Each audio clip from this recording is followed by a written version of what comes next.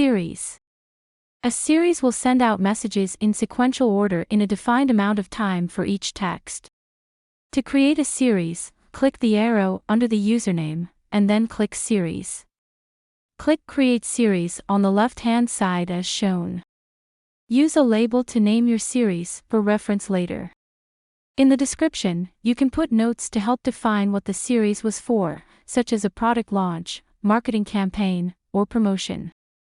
If you click the Terminate on Response button, any responses to your series will terminate further messages from sending to that contact. This is similar to an opt-out message, but specific to the series. Select the group or groups you would like to have access to use the series. Type in your message. You may use the variables shown to the left in your message. Then select the amount of time you would like to pass before this message sends. The first message in your series should only have a 1-minute delay if you wish the recipient to receive it immediately when the series is activated. Continue inputting your messages and delays. Click Create and your series is now ready to be used.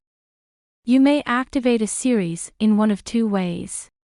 Keywords are a great way to initiate a series and gain contacts or subscribers to your marketing initiatives. When setting up a keyword, simply select Series as the action it should perform.